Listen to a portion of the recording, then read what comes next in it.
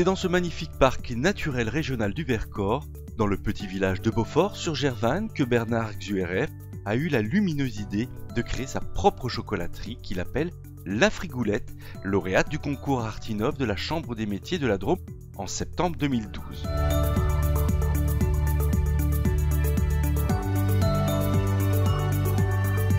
Bernard Xuerev fabrique des chocolats à partir de beurre de cacao, sans huile de palme, sans gluten et sans graisse animale.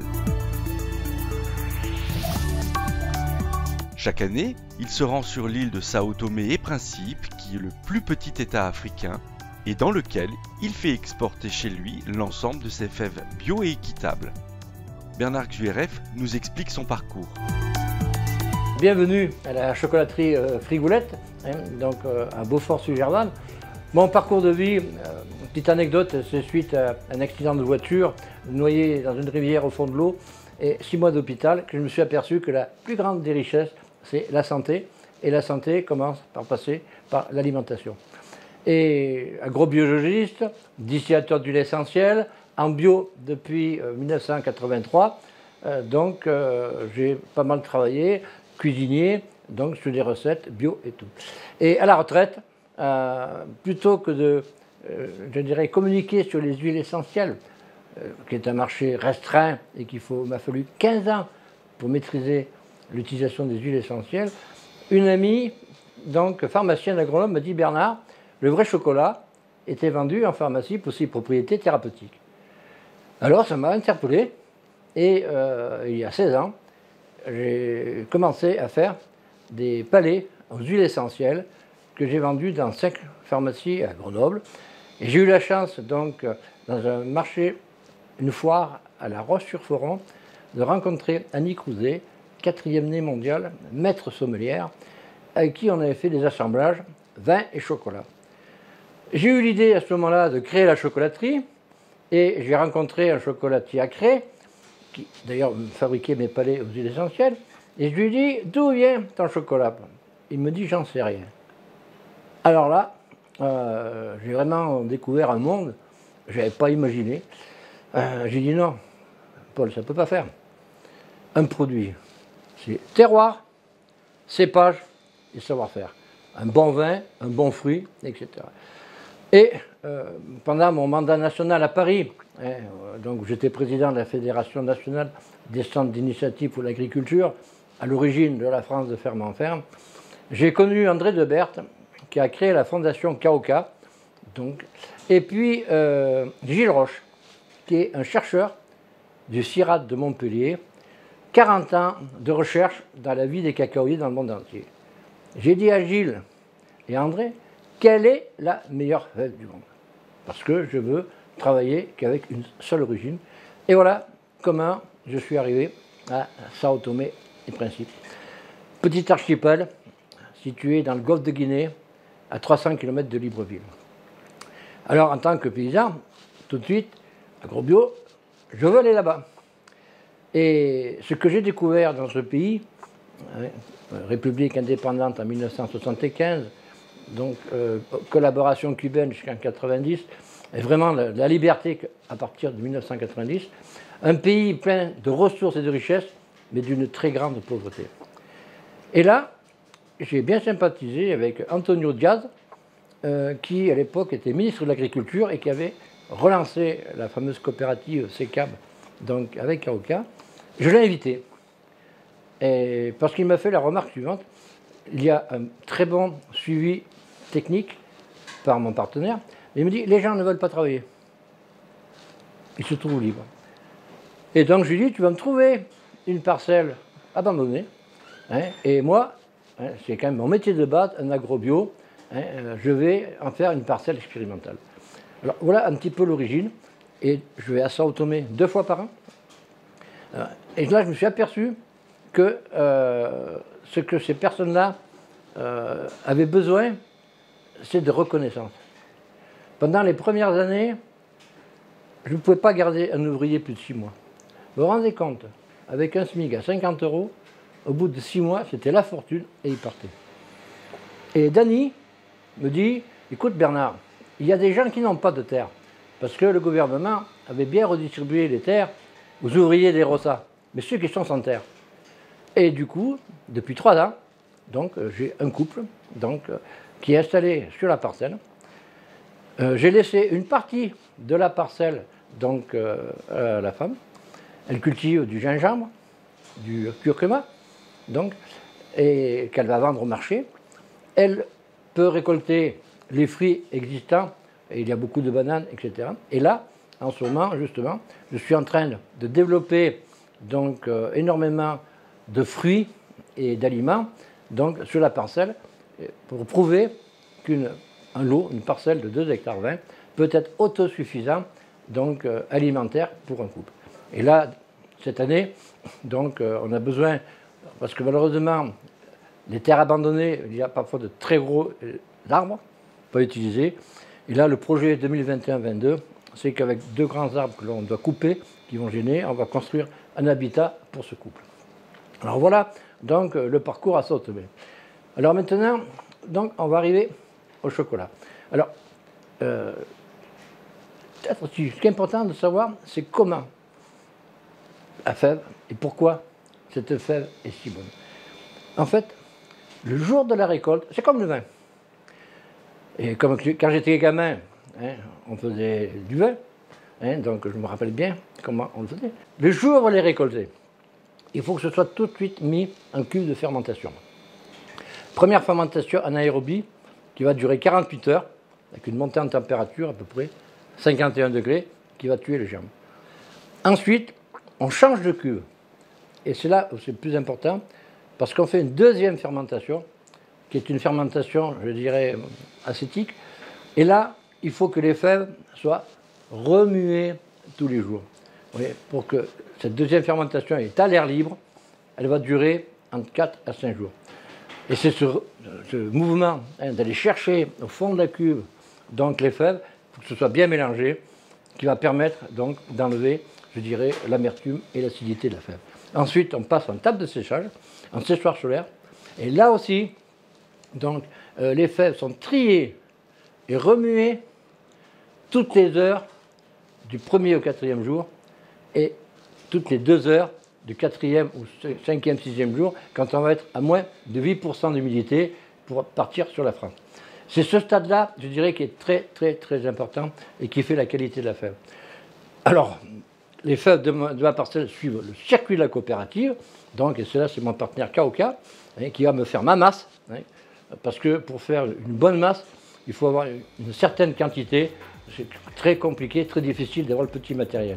Et ensuite, cette masse va arriver à Frigoulette, et là, on va fabriquer le chocolat.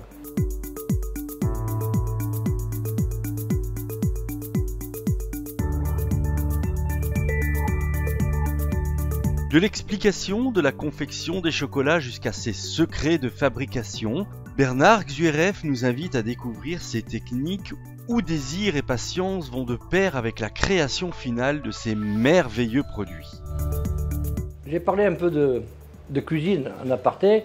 Vous savez, dans la cuisine, c'est plus facile à faire à manger pour 20 personnes que pour une, parce qu'il y a la notion du mijotage. Et c'est ce même principe qu'on a appliqué ici. Je vais faire une petite anecdote. Vous allez trouver sur le marché des tablettes de partenaires d'autres personnes. Sao-Tomé, 75% pure origine. Vous goûtez la mienne et vous goûtez les autres, faites en usine importante, les gens ne comprennent pas. Pourquoi? Parce que pour fabriquer le chocolat, cette masse va arriver ici, on va pratiquer. Alors, il y a une première opération qui est un peu secrète. Non, je sais pas. Disons qu'on fait une pré-préparation de la masse à une température constante. Voilà. C'est une machine que je ne montre pas au public, c'est mon petit secret. Et ensuite, on va passer au tempérage. Alors, qu'est-ce que le tempérage? En fait, c'est la cristallisation des molécules de beurre de cacao. Et donc là, ça suit une courbe. Notre chocolat pur, 75% brut, sans lécithine, sans rien, c'est pure fève de cacao, avec un petit peu de sucre. 51 degrés, 26, 32. Voilà. Et c'est cette courbe de température dans un atelier qui ne doit pas dépasser 18 degrés et 30% d'hygrométrie. Là, on a le chocolat. Et après, il y a la préparation des différents produits. Vous êtes ici, si vous regardez tout ce qu'il y a derrière moi, à gauche ou à droite, bon, vous avez aperçu, on a 160 produits. Alors là, j'ai beaucoup de chance par mon parcours, agrobio, cuisinier, distillateur d'huile essentielle, et en bio depuis 83, ça me permet de mettre au point des recettes assez exceptionnelles. Alors ici, tout est bio, 95% est bio. Alors, on a plusieurs produits. Alors, notre produit phare, je dirais, c'est le Malakoff. C'est un praliné noisette. Et là, j'ai eu beaucoup de chance, parce que quand j'ai acheté ma papilloteuse, ma machine, M. Pelletier, qui est donc à Saint-Étienne, me dit, ah, c'est mon père qui avait créé les Malakoff. Ah, je lui dis, écoute, beaucoup de gens font des Malakoff. Il me dit, goûte mon Malakoff et dis-moi si c'est celui de ton père. Et il m'a dit, 90% c'est celui de mon père. Oui, mais il me dit, mon père mettait un petit peu de lait. Alors que là, chez Frigoulette, pas de beurre, pas de lait, pas de ganache, pas de crème, pas d'assemblage. C'est très, très important. Ce sont des produits à la fois véganes, de très grande qualité. Alors pourquoi aussi, alors je dirais ils sont bons, on goûtera 2-3 produits à la fin, parce que le chocolat, il doit amener du bonheur, il doit amener du bien-être. C'est comme un grand cru, c'est comme un grand vin. Les tablettes de chocolat que vous voyez là ne se croquent pas. Vous cassez un petit morceau et vous le laissez fondre en bouche. Et en plus, je pense que vous irez voir notre site, Sao Tomé, ça doit aussi nous amener dans le domaine du rêve. Alors il est vrai que le chocolat est très bon pour la santé, mais surtout il y a une molécule, la théobromine si vous voulez, qui contient un petit peu de caféine, qui procure du bien-être. Et c'est pour ça qu'on dit que les gens qui mangent beaucoup de chocolat sont des gens heureux. J'ai parlé du Malakoff. Dans la même série, on a les papillotes. Et ce sont des produits que vous allez trouver dans tous les magasins Biocop et La Vie Claire de France. C'est un praliné extraordinaire, un simple praliné de noisettes. Chocolat, noisettes et sucre. Donc, quelques autres produits innovants. L'or noir des Mayas. Donc, je peux vous montrer la petite boîte. Voilà. Ce produit-là, si vous voulez, c'est un grain de gingembre chocolaté. Alors, comme je suis toujours curieux pour savoir si mes produits sont vraiment... Enfin, c'est pas à moi de dire si mes produits sont bons. C'est à mes clients, aussi aux consommateurs. Et j'ai eu l'occasion d'aller au Japon, là, il y a 3 ans, en emmenant 3 produits. Mon praliné, l'or noir des Mayas, et puis aussi un autre produit au vin, au Beaujolais. Et là, effectivement, j'ai eu une grosse demande sur ce produit-là. J'ai dit, bon, je vous fais une palette. Ah, 6 tonnes tous les 6 mois. Bon, je suis artisan. J'ai un âge certain, il ne faut pas dire un certain âge. Je pense qu'elle va me prendre ma retraite d'ici 2 ou 3 ans. Voilà. Et donc, vraiment, c'est un produit excellent. Alors pourquoi l'or noir des Mayas, si vous voulez, parce qu'à l'époque des Mayas, les fèves donc, étaient aussi une monnaie d'échange. Voilà, le lien entre l'or et les fèves. D'ailleurs, à ce sujet, on a dit beaucoup de choses sur les Mayas, mais on se trompe toujours. Je fais souvent des formations. Et là, il y a 2 ans, j'ai refait une formation au CIRAD de Montpellier. Et entre autres, en feuilletant, on s'aperçoit que, en fait, les fèves, c'est pas à l'époque des Incas, c'est il y a 5300 ans, à l'époque précolombienne. La fève a été trouvée en même temps que le maïs. Et c'était la base de l'alimentation. Et d'ailleurs, je me proposais là, pour une prochaine ouverture de ferme en ferme, bon, pas cette année parce que le réseau ne se fait pas dans la pile de Gervanne, mais de préparer justement donc, un modèle de plat d'utilisation en mélangeant donc, la fève et le maïs pour essayer d'imaginer comment on pouvait se nourrir il y a 5300 ans.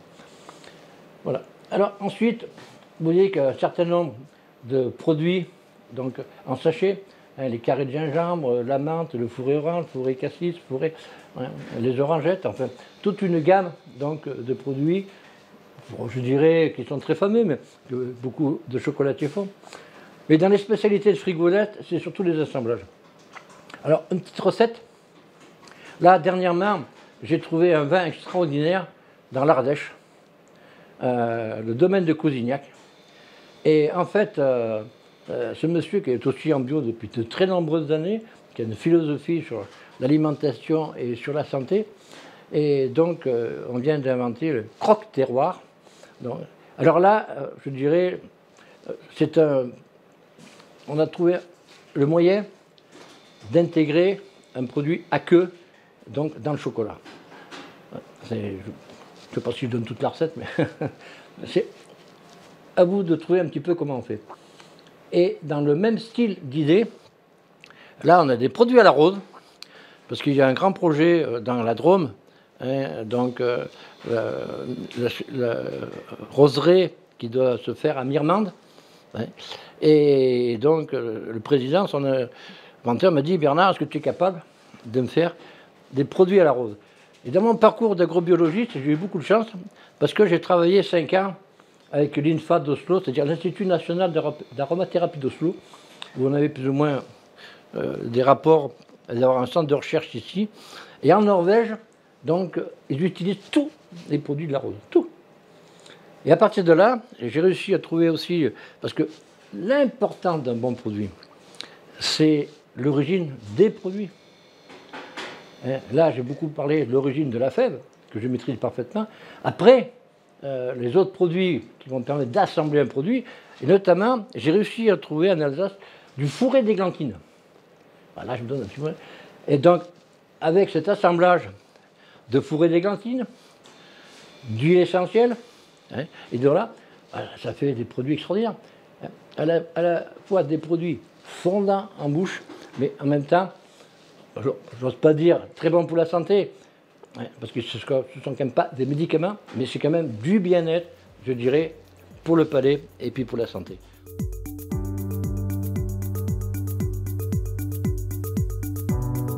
Pour la fabrication de ces chocolats, Bernard Xueref a souhaité implanter ses locaux dans un univers local, au pied du Vercors, où peuvent s'exprimer la partie bio de ses produits et les lieux qui s'harmonisent parfaitement avec l'environnement local et gustatif. C'est vrai, pourquoi ces locaux à Beaufort-sur-Gervanne? Parce qu'en fait, vous avez vu, c'est un bâtiment bois et pierre, bioclimatique, situé dans le parc naturel régional du Vercors. Et également dans Biovallée. Et donc, j'ai voulu avoir un bâtiment qui corresponde aussi à la philosophie de l'entreprise. Ouais. En fait, je dirais plutôt de l'atelier. Parce que comment fonctionne Frigoulette? C'est un travail d'équipe.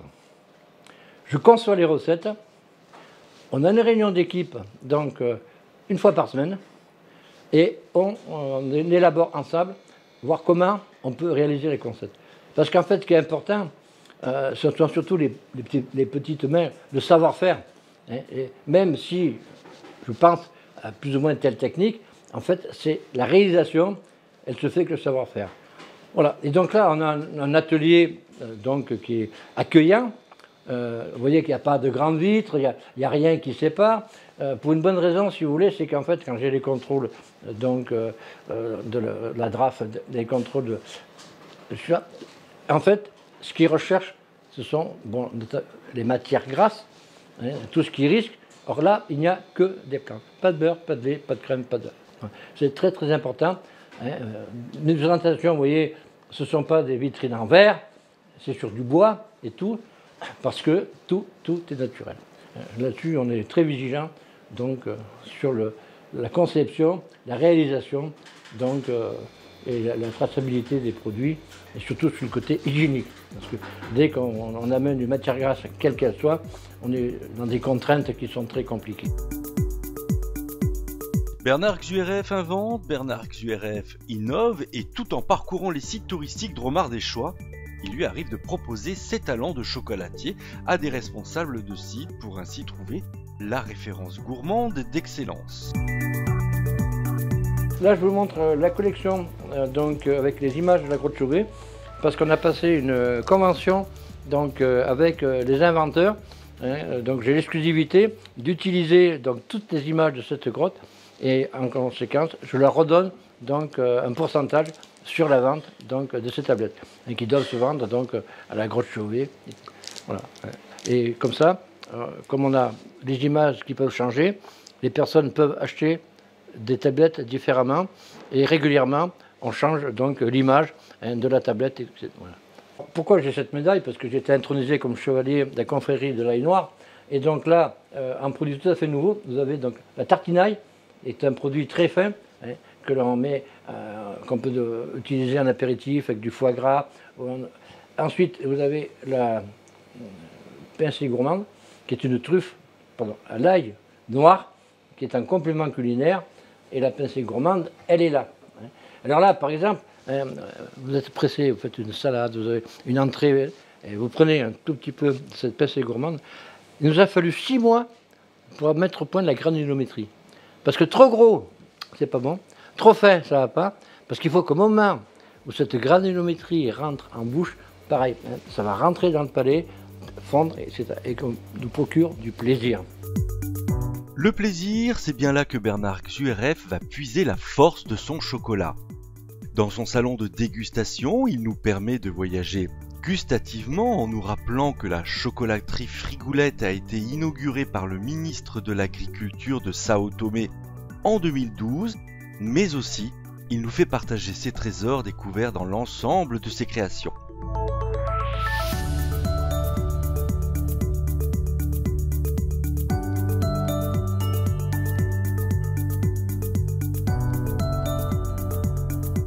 C'est surtout un trophée, parce que si vous voulez, quand on va donc chez un pâtissier, on veut des gâteaux, on veut une pièce montée, etc. Et moi je le remplace par donc la cabosse qui est complètement fournie, donc oui.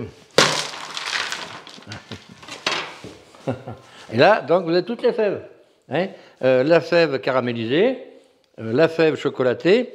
Et puis, donc, la fève uniquement torréfiée à 121 degrés. C'est très important de ne pas dépasser ces 121 degrés. Voilà. Et puis à côté, comme je vais souvent à Sao Tomé, j'ai ramené une cabosse fraîche. Voilà. Voilà, si vous voulez. Donc, la cabosse telle qu'elle est, avec les fèves à l'intérieur. Alors pourquoi? Parce que quand je fais des animations dans les écoles, ça, c'est le bonbon des enfants. On en mange constamment. C'est très bon en bouche. Et ensuite, bon, j'explique aussi que les enfants, pour payer leur cahier, au bord des routes, vendent des morceaux de canne à sucre. Et nous, on en consomme régulièrement. Là, vous avez vraiment la chaîne complète. La cabosse de l'origine, et là, le côté gustatif, donc les fèves, le chocolat. Enfin, Bernard Xueref nous explique comment déguster le chocolat et surtout comment le savourer. Vous prenez un petit morceau, comme ça, ce qui est important, c'est bien de le laisser fondre en bouche.